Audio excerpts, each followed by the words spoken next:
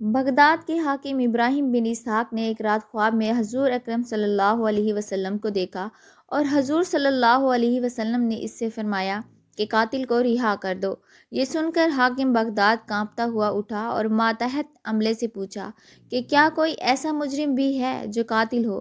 انہوں نے بتایا کہ ہاں، ایک ایسا شخص بھی ہے جس پر الزام قتل ہے۔ حاکم بغداد نے کہا کہ اسے میرے سامنے لاؤ۔ چنانچہ اسے لایا گیا تو حاکم بغداد نے پوچھا کہ سچ سچ بتاؤ، واقعہ کیا ہے؟ السلام علیکم ورحمۃ اللہ وبرکاتہ۔ ایگل کی آواز کے معزز و محترم ناظرین، آج سے 700 سال پہلے بغداد میں ایک بڑے پائے کے عالم رہائش پذیر تھے۔ ان کا نام قاضی ابوبکر بغدادی تھا۔ وہ قاضی ہونے کے ساتھ ساتھ ایک بلند و پایہ محدث اور مکرم بھی تھے۔ دن کے وقت وہ عدالت میں مقدمات سنتے، جبکہ رات کو قرآن و حدیث کے طلباء کو تعلیم دیتے۔ یہ طلباء نہایت کثیر تعداد میں تھے، جن کی قیام و طعام کی ذمہ داریاں قاضی ابوبکر کے کندھوں پر تھیں۔ وہ نہ صرف ان طلباء کو 2 وقت کا کھانا مہیا فرماتے، بلکہ ان کی رہائش کا بندوبست بھی ان کے ذمہ تھا۔ ایک دن ان کے شاگردوں نے ان سے پوچھا، حضرت آپ کی تنخواہ تو معمولی ہے، تو پھر یہ اتنے ڈھیر سارے اخراجات کہاں سے پورے کرتے ہیں؟ طلباء کا سوال سن کر قاضی صاحب مسکرائے، پھر کہا، یہ ایک راز ہے۔ اس راز پر سے پردہ تب تک نہیں اٹھ سکتا جب تک کہ میں تمہیں اپنے ماضی کے چند عجیب و غریب واقعات نہ سنا دوں، اس لیے بہتر ہے کہ فی الحال تم اس راز کو راز رہنے دو۔ شاگرد سمجھے کہ شاید اس وقت ان کا کچھ بتانے کا ارادہ نہیں، لہٰذا وہ چپ ہو گئے۔ لیکن تھوڑے عرصے بعد شاگردوں نے ایک مرتبہ پھر عرض کی، استاد محترم، آپ نیک کاموں میں اس قدر خرچ کرتے ہیں، بظاہر آپ کی آمدنی کا بھی کوئی خاص ذریعہ نہیں، پھر یہ درہم و دینار آپ کے پاس کہاں سے آتے ہیں؟ استاد محترم نے ایک مرتبہ پھر ان کو سمجھایا اور اللہ تعالیٰ کے غیبی خزانوں کی طرف اشارہ کیا، لیکن اس بار شاگرد اس راز کو جاننے پر بازد تھے۔ شاگردوں کا اصرار دیکھتے ہوئے استاد نے بالآخر ان سے کہا، اس مال کے ساتھ میری جوانی کا ایک نہایت اہم واقعہ وابستہ ہے۔ بعض اوقات اللہ تعالیٰ اپنی قدرت سے انسان کو ایسے عجائبات دکھاتا ہے کہ اس کی عقل دنگ رہ جاتی ہے۔ میرے ساتھ بھی ایسا ہی واقعہ پیش آیا تھا۔ یہ آج سے 30-32 سال پہلے کی بات ہے۔ میں ان دنوں جوان تھا اور علم دین کے اصول میں ہمہ وقت مشغول رہتا تھا۔ میرے ساتھ میرے چند ساتھی دوست بھی تھے۔ ہماری دن رات کی مصروفیت یہی تھی کہ قرآن و حدیث پڑھتے اور باقی وقت تکرار یا مطالعہ میں مصروف کرتے۔ میں ان دنوں یہیں بغداد میں مقیم تھا۔ شہر کے علمی حلقوں میں ان دنوں مکہ معظمہ کے ایک عرب عالم کا بہت شہرہ تھا، جن کا نام شیخ عبداللہ اوسام تھا۔ وہ علم حدیث میں یکتائے روزگار تھے اور دور دور سے لوگ آ کر ان کے درس میں شریک ہوتے تھے۔ میں محدثین کی محفلوں میں بیٹھنے کا بڑا لالچی تھا، چنانچہ میں نے اپنے ساتھیوں سے کہا، میں مکہ مکرمہ جا کر شیخ عبداللہ عزائم کے صحبت سے فیض یاب ہونا چاہتا ہوں۔ آپ لوگوں کو اگر منظور ہو تو میرے ساتھ چلیے، ورنہ آپ لوگوں کی مرضی۔ میرے تینوں ساتھی شاید کم ہمت تھے، انہوں نے میرے ساتھ اتنی دور جانے سے صاف انکار کر دیا۔ چنانچہ میں نے رخت سفر باندھا اور تنہا منزلوں پر منزلیں مارتا ہوا مکہ معظمہ پہنچا۔ وہاں معلوم ہوا کہ شیخ عبداللہ فرائش ہیں اور فی الحال درس حدیث کا سلسلہ موقوف ہے۔ یہ سن کر اگر مجھے بہت مایوسی ہوئی، تاہم یہ جان کر مجھے سکون محسوس ہوا کہ مکہ میں ان دنوں بہت سے جلیل القدر علماء موجود ہیں جو مسجد الحرام میں درس دیتے ہیں۔ اگر شیخ سے استفادہ نہیں ہو سکتا تو کم از کم ان بزرگوں سے علم حاصل کرنا ممکن تھا۔ چنانچہ میں واپس بغداد جانے کی بجائے وہیں ٹھہر گیا اور حرم کے علمی مجالس سے اپنی پیاس بجھانے لگا۔ ان دنوں میرے ساتھ ایک بدقسمتی یہ ہوئی کہ میرا زاد راہ مکمل ختم ہو گیا، لیکن میں نے اس کی کوئی پرواہ نہ کی۔ میرے پاس کچھ کھجور اور ستو موجود تھے، تھوڑا سا زیتون کا تیل بھی مل گیا۔ میں نے انہی چیزوں کو غنیمت جانا اور روکھی سوکھی کھا کر تحصیل و علم میں مشغول رہنے لگا۔ چند ہی دنوں بعد میرا ذخیرہ خوراک ختم ہو گیا۔ ایک دن ایسا آیا کہ میرے پاس کھانے کو کچھ نہ رہا اور فاقوں تک نوبت آن پہنچی۔ اس حالت میں یہ سوچ کر گھر سے نکلا کہ شاید باہر سے کوئی چیز کھانے کے لیے مل جائے، اور اگر کچھ بھی نہ ملا تو حرم جا کر اپنے رب سے مانگوں گا۔ میں گھر سے نکل کر گلی میں آ گیا۔ اتفاق سے مجھے سامنے ریشم کی تھیلی پڑی ملی۔ دوپہر کا وقت تھا اور ہو کا عالم تھا۔ گلی بالکل سنسان تھی اور کوئی شخص بھی آس پاس نظر نہیں آ رہا تھا۔ میں نے وہ تھیلی اٹھائی اور گھر لے آیا۔ گھر آ کر تھیلی کھولی تو اس میں سفید رنگ کے خوبصورت موتیوں والا ہار نکلا۔ میں نے اسے الٹ پلٹ کر دیکھا۔ ہار کے موتی ہر زاویے سے اس قدر چمکتے تھے کہ ان کو دیکھ کر آنکھیں دنگ رہ جاتی۔ مجھے یہ سمجھنے میں ذرا بھی دشواری نہ ہوئی کہ یہ بہت قیمتی ہار ہے۔ میں نے اسے تھیلی میں ڈال کر بستر کے نیچے چھپا دیا۔ ظہر سے عصر تک کا وقت اسی طرح گزرا۔ میں یہ سوچتا رہا کہ یہ تھیلی گلی میں کیوں پڑی تھی اور اتنا بیش قیمتی ہار کس کا ہو سکتا ہے۔ اسی دوران عصر کی اذان بلند ہوئی اور میں نماز کی ادائیگی کے لیے حرم شریف چلا گیا۔ عصر کی نماز پڑھ کر آیا اور دوبارہ یہ سوچنے لگا، یا اللہ، خبر نہیں اس ہار کا مالک کون ہے اور میں اب اس واپس کیسے پہنچاؤں گا۔ اسی دوران گلی میں کچھ شور بلند ہوا۔ میں نے دروازے سے باہر جھانکا تو دیکھا ایک اونٹ پر کوئی بوڑھا آدمی سوار ہے۔ اونٹ کے آگے چند آدمی دف بجاتے چلے جا رہے ہیں۔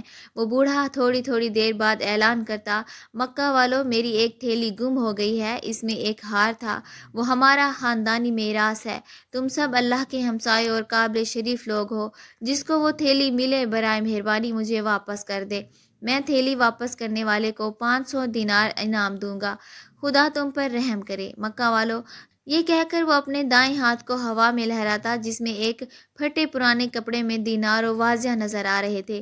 میں یہ اعلان سن کر حیران رہ گیا۔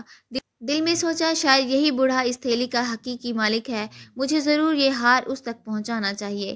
میں ابھی اسی شش و بنچ میں تھا کہ اعلان کرنے والا اور اس کے ساتھی میرے گھر کے سامنے سے گزرنے لگے۔ میں لپک کر باہر نکلا اور اونٹ کی لگام تھام کر کہا، بڑے میاں ذرا میری بات سنو۔ کہو نوجوان بوڑھے آدمی نے جھک کر کہا، کیا بات ہے، آپ ذرا نیچے اتر کر میرے گھر آئیے۔ میں نے کہا، آپ کی تھیلی میرے پاس ہے۔ بوڑھا جلدی سے نیچے اتر آیا۔ میں نے اسے بٹھایا، بستر کے نیچے سے ریشمی تھیلی نکال کر اس دے دی اور پوچھا، کیا یہی وہ تھیلی ہے جس کی آپ کو تلاش ہے؟ بوڑھے نے میرے ہاتھ سے تھیلی جھپٹی اور تیزی سے اس کو کھولا۔ اس میں وہ ہار جوں کا توں موجود تھا۔ بوڑھے نے ہار نکال کر اسے چوما اور پھر مجھ سے مخاطب ہو کر کہنے لگا، نوجوان، یہ ہار سفر کے دوران مجھ سے کہیں کھو گیا تھا، میں اس کی وجہ سے سخت پریشان تھا، خدا تمہیں جزائے خیر دے، تم بہت دیانت دار ہو، لو اپنا انعام سنبھالو۔ یہ کہہ کر اس نے دینار میرے آگے کر دیے۔ میں نے کہا، بڑے میاں، یہ ہار مجھے گلی میں پڑا ملا تھا، میں اسے اندر اٹھا لایا، یہ میرے پاس آپ کی امانت تھا، میرا تو یہ فرض بنتا تھا کہ میں اسے آپ کو واپس کر دوں، مجھے انعام کی ضرورت نہیں، میں اپنی نیکی فروخت نہیں کرنا چاہتا۔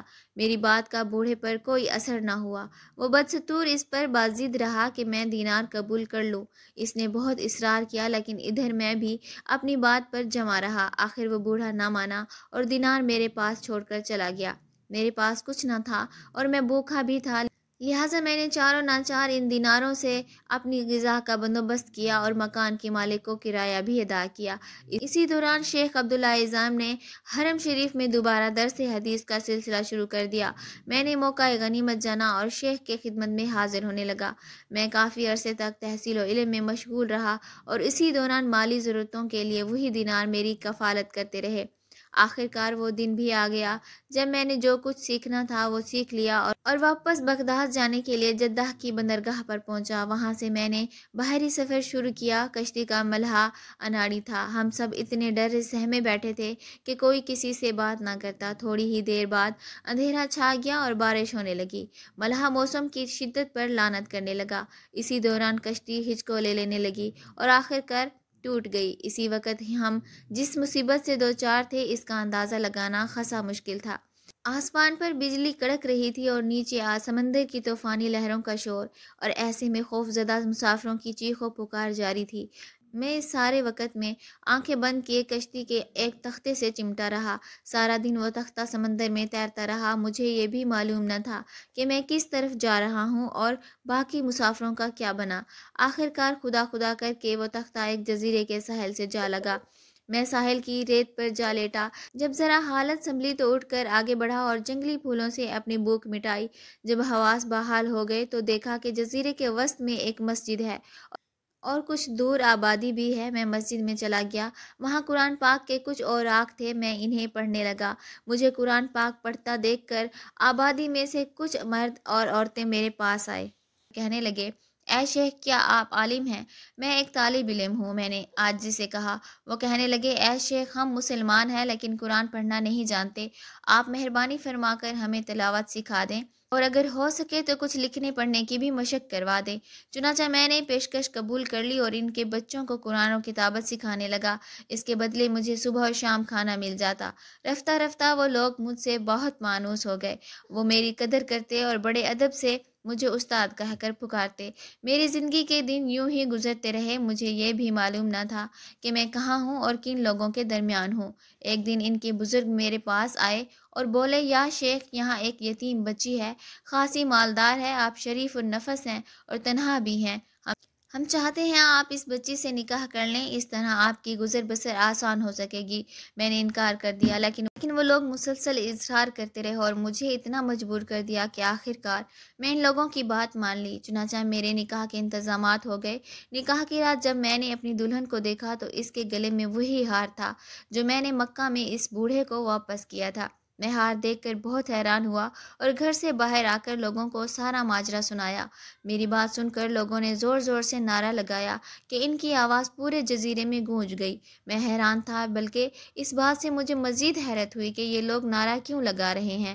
مجھے پریشان دیکھ کر کے جزیرے کے لوگوں نے بتایا، وہ بڑے میاں جنہیں آپ نے مکہ میں ہار واپس کیا تھا، اسی بچی کے والد تھے۔ آپ سے پہلے وہی اس مسجد کے امام تھے۔ وہ اکثر کہا کرتے تھے، مجھے زندگی میں سچے اور ایماندار لوگ کم ملتے ہیں، لیکن مجھے مکہ میں ایک مسلمان نوجوان ملا تھا جس نے مجھے میرا خاندانی ہار واپس کیا تھا۔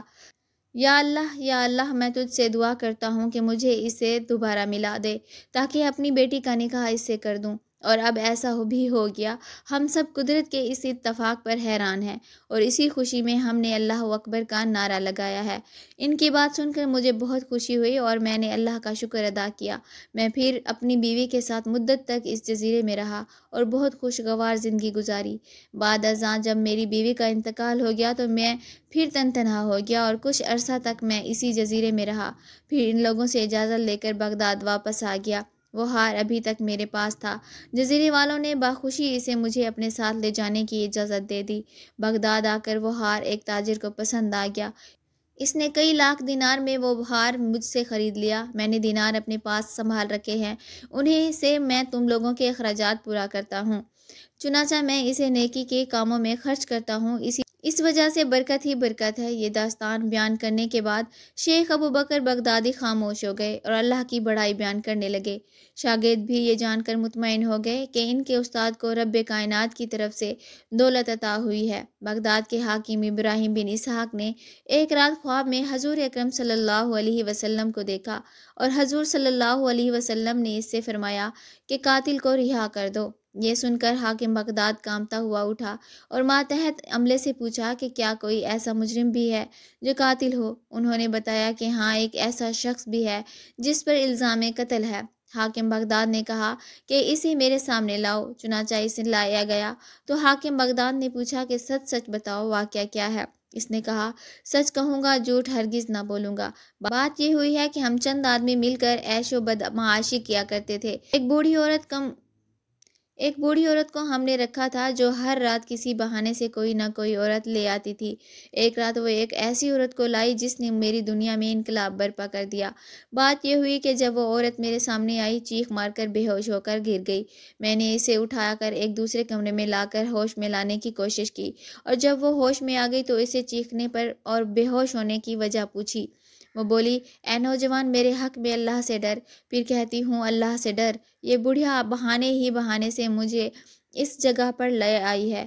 میں ایک شریف عورت ہوں اور سیدہ ہوں۔ میرے نانا رسول اللہ صلی اللہ علیہ وسلم اور میری ماں فاطمہ زہرا ہیں۔ خبردار، اس نسبت کا لحاظ رکھنا اور میری طرف بد نگاہی سے نہ دیکھنا۔ میں نے جب اس پاک عورت سے جو سیدہ تھی یہ بات سنی تو لرز گیا اور اپنے دوستوں کے پاس آ کر انہیں حقیقت حال سے آگاہ کیا اور کہا کہ اگر عاقبت کی خیر چاہتے ہو تو اس خاتون کے بے ادبی نہ ہونے پائے۔ دوستوں نے میرے اس بات سے سمجھا کہ شاید میں ان کو ہٹا کر خود میں ارتکاب گناہ کرنا چاہتا ہوں اور ان سے دھوکہ کر رہا ہوں۔ اس خیال سے وہ مجھ سے لڑنے پر آمادہ ہو گئے۔ میں نے کہا، میں تم لوگوں کو کسی صورت اس گناہ کی اجازت نہ دوں گا، لڑوں گا، مر جاؤں گا، مگر اس سیدہ کی طرف بد نگاہی منظور نہ کروں گا۔ چنانچہ وہ مجھ پر جھپٹ پڑے۔ مجھے ان کے حملے سے ایک زخم بھی آ گیا۔ اسی اثنا میں ایک شخص جو اس سیدہ کے کمرے کی طرف جانا چاہتا تھا، میرے روکنے پر مجھ پر حملہ آور ہوا۔ تو میں نے اس پر چھری سے حملہ کر دیا اور اسے مار ڈالا۔ میں سیدہ کو اپنی حفاظت میں لے کر باہر نکلا تو شور مچ گیا۔ چھری میرے ہاتھ میں تھی، میں پکڑا گیا اور آج یہ بیان دے رہا ہوں۔ حاکم بغداد نے کہا کہ جاؤ، تمہیں رسول اللہ صلی اللہ علیہ وسلم کے حکم سے رہا کیا جاتا ہے۔ محترم ناظرین، اللہ تعالی ہم سب کو صراط مستقیم پر چلنے کی توفیق عطا فرمائے۔ ویڈیو کو لائک اور شیئر کر دیجیے گا، اور اگر ابھی تک آپ نے ہمارے اسلامی اور اصلاحی چینل ایگل کی آواز کو سبسکرائب نہیں کیا تو سبسکرائب کر لیں۔ جزاک اللہ خیرہ۔ آپ جہاں رہیں خوش رہیں، اللہ تعالی ہم سب کا حامی و ناصر ہو۔ ملتے ہیں انشاءاللہ نیکسٹ ویڈیو میں۔ السلام علیکم۔